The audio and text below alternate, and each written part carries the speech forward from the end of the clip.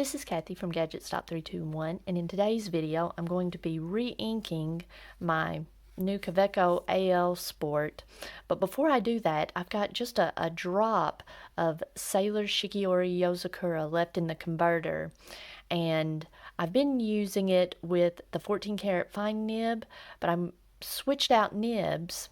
I took out the 14 karat fine nib. It's threaded. You just screw it out, and I reinstalled the medium stainless steel nib that came with the pen. I'm curious to see how Sailor Shikiori performs in that nib since it's a little bit drier. Now, I tried Shikiori Yozakura originally, and it's a drier ink and it was getting stuck in the converter, so I added some white lightning and it performs much better. It's been a joy to write with. It changed the appearance of the ink a little bit, but I think I preferred the original look of the ink better, but this wasn't terrible and it was fun to write with. So I just want to see, let's see, is this focused? Yeah. How it's going to perform, how it feels, how it writes in this medium nib, the stainless steel.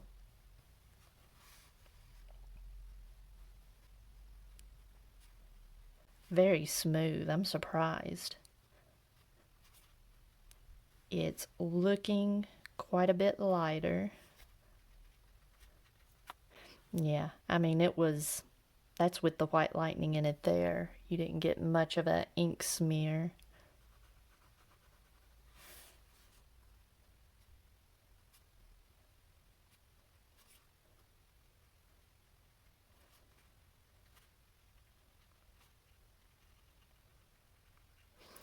It feels very pleasant. I like it. It is very smooth. The only concern is it's quite a bit more pale. So I think overall my favorite is the 14 karat fine nib if I'm going to be using it with this ink. But now I'm going to go clean out my pen and I'm going to ink it up with Robert Oster Caffe Crema. I had to try that with this pen. Now, Robert Oster inks are kind of known for being dry, so ideally, if I were going to pick the nib that was going to give me the best performance, let's see, I've got my old writing sample that I did when I tested this ink. I would want to go with a wetter nib, the 14 karat fine nib, but I want to see how that medium nib performs, because in my Kaweco Perkeo with a medium nib, I noted that it felt really nice and it looks good too. So I'm going to try it first, and if it doesn't perform well, then I can switch out nibs and go back to the gold nib. But I'm going to go clean this out, ink it up, and then I'll test it and see. I'll do a writing sample and see how it looks. Okay, I've got my pen cleaned out, and before I ink it up, I just wanted to show this little Kaweco converter one more time. It doesn't have any beads or anything in it, any bearings like you would find in a pilot converter. At the same time that I ordered this converter, the Kaweco converter, I ordered the Kaweco squeeze converter. It also doesn't have the little beads, but I ordered the little Monteverde converter, and it has a little plastic bead in it like you find in some cartridges, but you know, it's kind of stuck to the side of the wall, stuck to the, I guess, the silicone grease. So I thought about disassembling this little converter. Someone in the comments told me this little metal ring, you can just unthread it and pull the piston out and put a bead or a bearing in there. So I thought about cutting open a few used cartridges and taking the little beads out and putting them in here, but I think those little beads, I don't think they're dense enough. Someone else in the comments told me that you can order tiny little ball bearings from Amazon. So I need to look into that. I haven't looked into it yet. That would be my first preference. That way I don't have to add the white lightning to it unless I just want to, and I won't have to worry about the look of the ink changing any at all. But for now, I'm going to try Robert Oster Caffe Crema without any white lightning, without any bearings in the converter. We'll just see how this performs.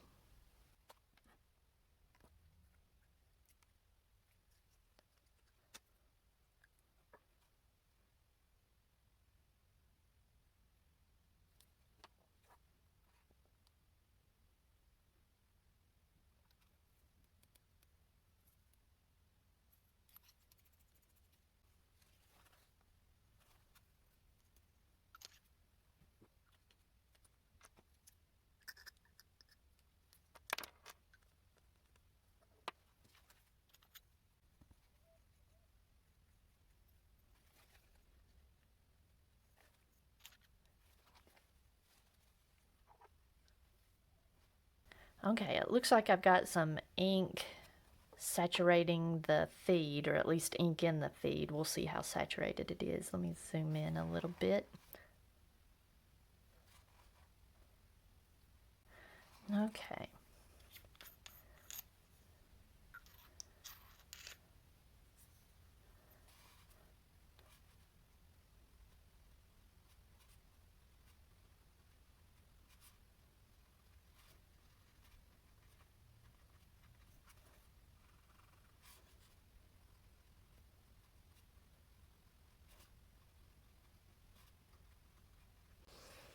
Okay, now I don't know if you can tell, but this is very unpleasant. It's very pale compared to previous writing samples. So I don't know if I just need to give this a little bit more time to saturate the feed. It does feel pretty dry. It's having trouble grabbing the paper.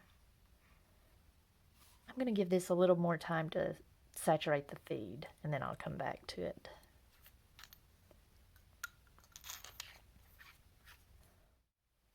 Alright, while I was on the break, I went ahead and got on Amazon and did a search for some little bearings about the size that you would find in a Pilot Com40. Now it looks like these little bearings are about 1.5 millimeters, and on Amazon I found where you could get a package of 50 bearings for around $5 or $6, and you could pick what size you wanted. You could get 1 millimeter, or 1.5, or 2 millimeters, or 2.5, and so on. And so I thought about ordering a package of 1.5, but as I was looking at a standard international cartridge, the bead in it looks like it's closer to maybe 2 millimeters, and I measured the opening of the mouth of the cartridge. It looks like it's maybe just under 2 millimeters.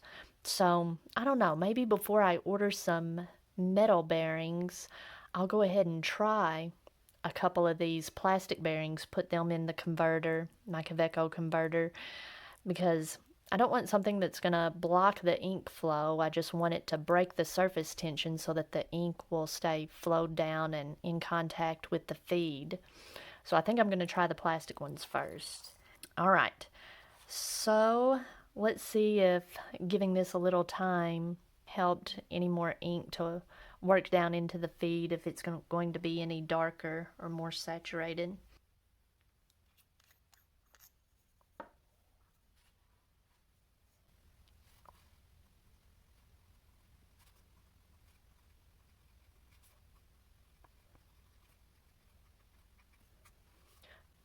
Okay, let's take a look at this.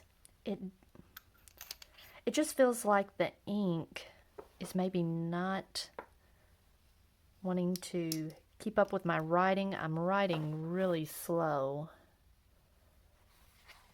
just trying to give the ink a chance to keep up. It looks like I'm going to have to switch out and try the gold nib. This is just a little too dry. Now, this medium nib, I do like it in the more saturated inks that I've tried so far, like Colorverse Dark Energy. I preferred it in the medium steel nib that was a little bit drier. But for lighter, drier inks like this, I think we're going to have to go with the gold nib. I'm going to go ahead and switch it out right now and give it a try.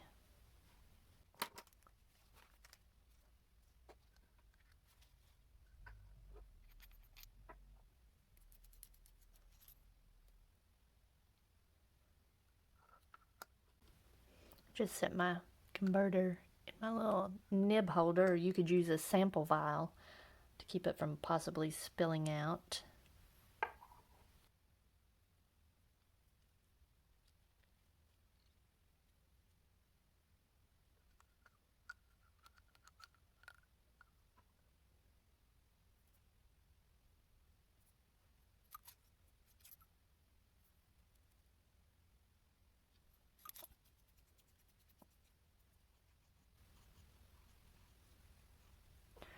Okay, I've got some ink in the feed. I'm going to give it a minute like I did for the steel nib while I go clean this one out and put it away, and then we'll give this one a writing sample. Okay, it's been sitting here a few minutes. Let's give it a test and see if the results are any better than the medium steel nib.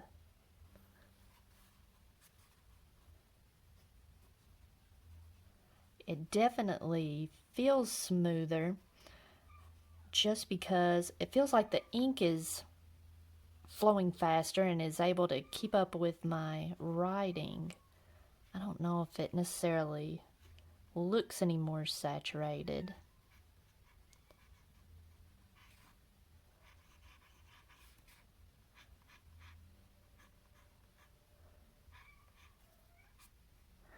Well, it's a little bit wetter.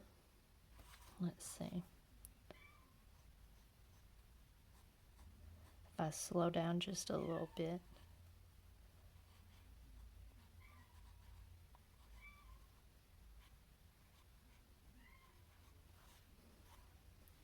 Well, that does look quite a bit better now that I'm looking at a larger bit of writing. It feels much better.